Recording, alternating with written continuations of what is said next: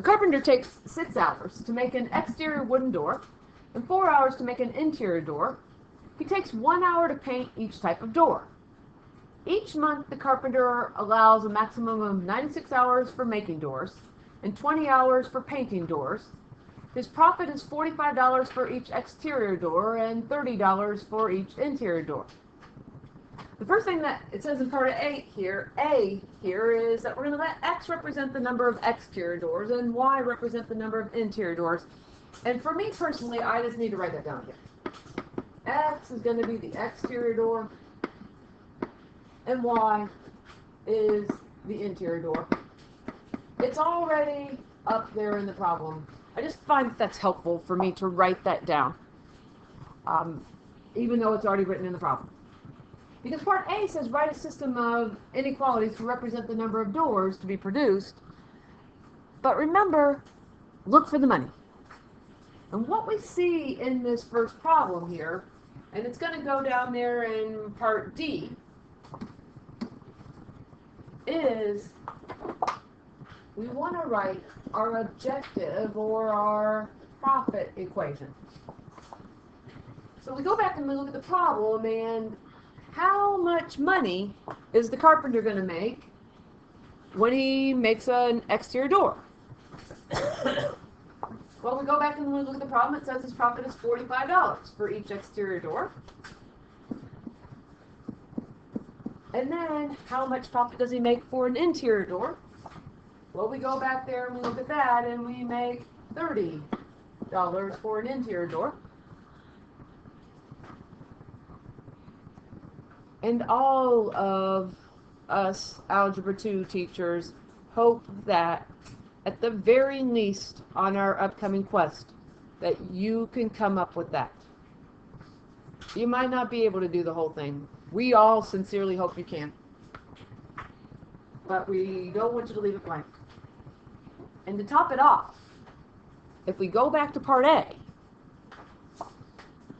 we need to assume that we're going to make some exterior doors, and we need to assume that we're going to make some interior doors, and that at least gets us going in the right direction here.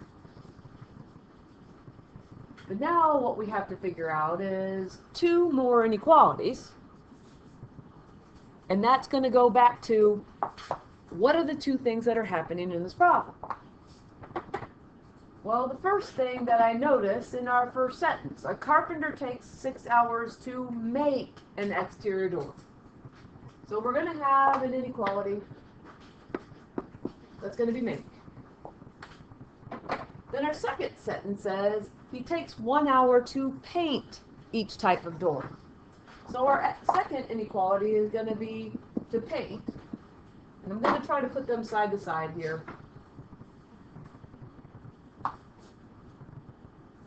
But we're going to have to eventually put these into slope-intercept form.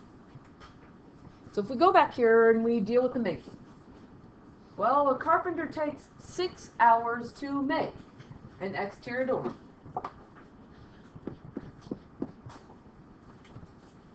But it only takes him 4 hours to make an interior door. How many hours do we have to make doors? Well, each month the carpenter allows a maximum of 96 hours for making doors. There's another inequality. The other thing that's happening in this problem is painting. How many hours does it take to paint an exterior door? Well, he takes 1 hour to paint each type of door. So this is going to be 1x plus 1y. There's the painting of the exterior and the painting of the interior. How many hours do we have? Well, he only leaves 20 hours for painting. And now what we're going to do is we're going to put these into slope-intercept form. So that means we're going to have to solve for y. We're going to subtract 6x from both sides. And we have 4y is less than or equal to negative 6x plus 96. Divide everything by 4. And we end up with y is less than or equal to, I simplified that fraction. Negative 6/4 is the same thing as negative 3/2. And then 96 divided by 4 is 24. And we're going to be graphing these in a couple of minutes. Remember, we do have an inequality in here. It never says shade, but we're going to have to shade. And what is our b in this problem? 24. And our slope is negative 3/2, which is nice because it's rise over run. It's already in that format.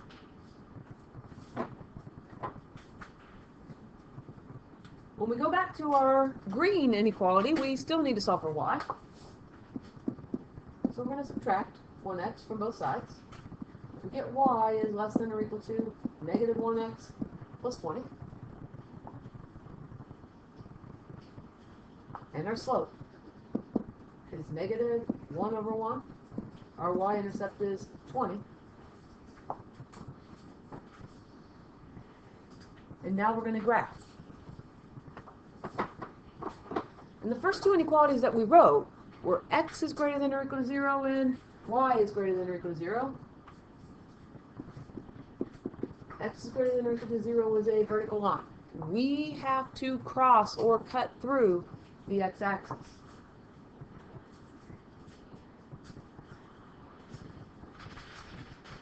There's our x equals 0. Our y is greater than or equal to 0 is the horizontal line here. Because we have to cross or cut through the y-axis. Sorry, yes, the y-axis. I said it right. And then we have our blue and our greens to graph.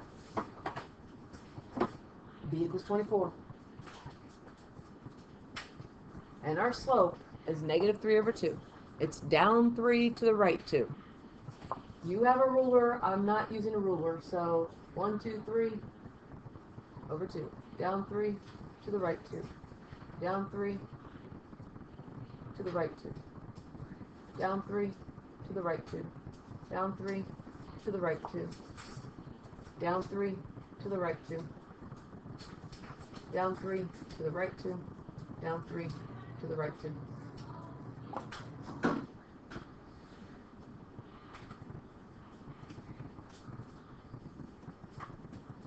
A little bit crooked, but I've got the points on there to help. We're going to graph the green as well, and that's b equals 20,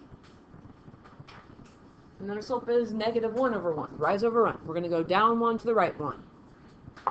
So down 1 to the right 1.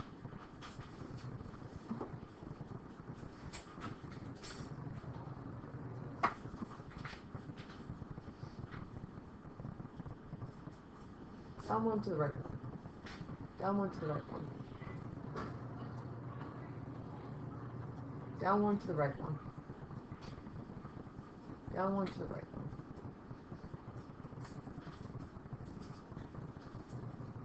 Down 1 to the right 1.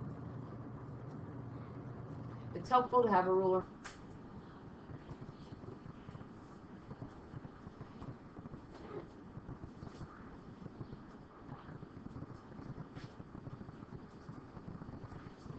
But here's our next one. But sometimes for students, the hardest part is the shading. And again, it never says shade, it's implied in the problem. But when we go back and look at this, the first two parts are x is greater than or equal to 0, or y is greater than or equal to 0. The vertical line. We only have one place to shade, and you may want to wait here for a couple minutes to shade on your paper.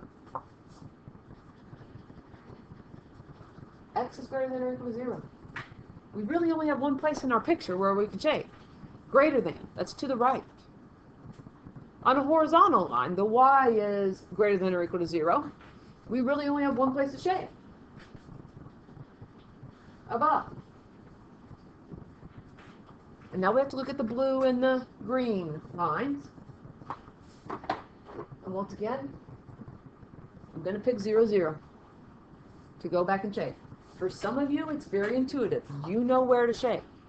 For some of us, it's not intuitive, and we need to do this method. Going to go back into the 6x plus the 4y is less than or equal to 96.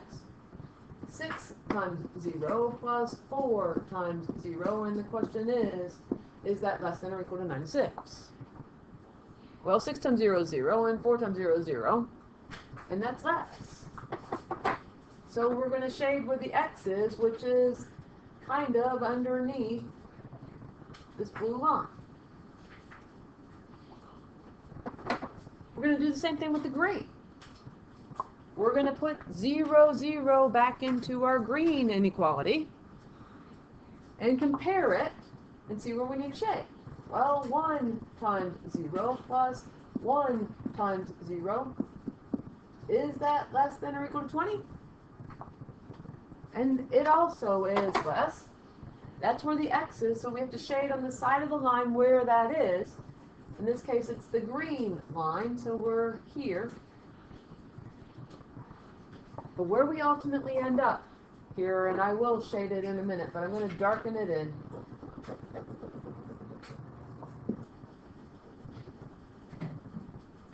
Is we're trying to find this convex polygonal region where all of those shades overlap. And it's in that area. I like to use a highlighter. It sometimes doesn't work very well on your paper because it bleeds through. But whatever works for you.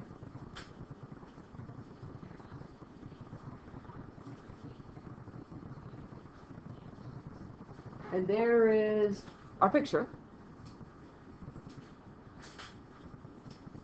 And the next part then is we need to list the vertices of our feasible region. Or where we shaded is our feasible region. So we're going to come over here to part C.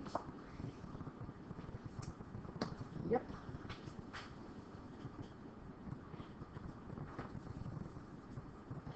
Part C. And come up with our values here.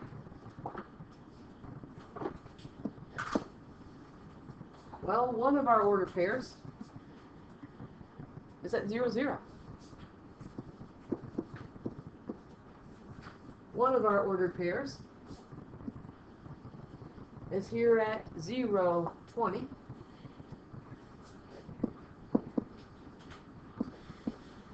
Another ordered pair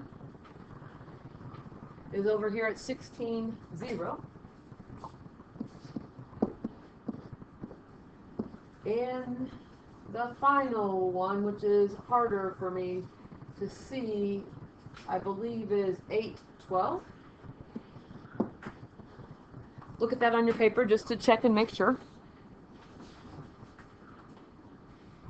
And now that we've identified those values, let me get that 8, 12 here. Those are the vertices of our convex polygonal region.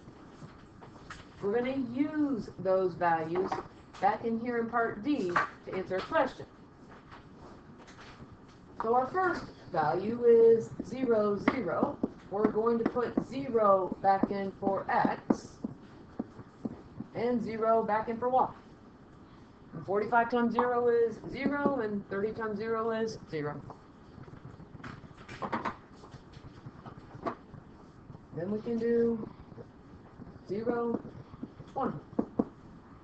Well, 45 times 0 plus 30 times 20 is 600.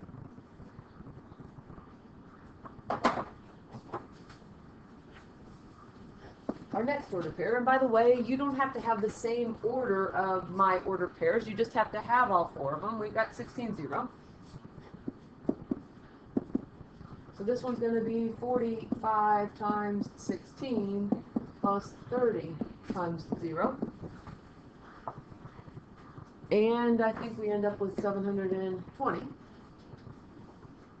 You can type it in your calculator as easily as me. And our last ordered pair is the 8, 12. And we have 45 times 8 plus 30 times 12. And what it turns out here is that we actually end up with 720 there also. But remember what our question is asking. It says, determine the number of each type of door that is needed to make a maximum profit. What's the profit? Well, our biggest number between 0, 600, 720, and 720, our profit is 720. What's different on this problem compared to some of the other ones that we've done is that we have two answers. We either can make 16 exterior doors and 0 interior, or we can make 8 exterior and 12 interior. That's when the carpenter gets to make his own decision. If he loves making exterior doors and he just wants to make exterior doors, then he can do that. But what he's probably going to decide is on the other one, because people don't just need exterior doors. People need interior doors too. So he needs to be able to provide for his clientele.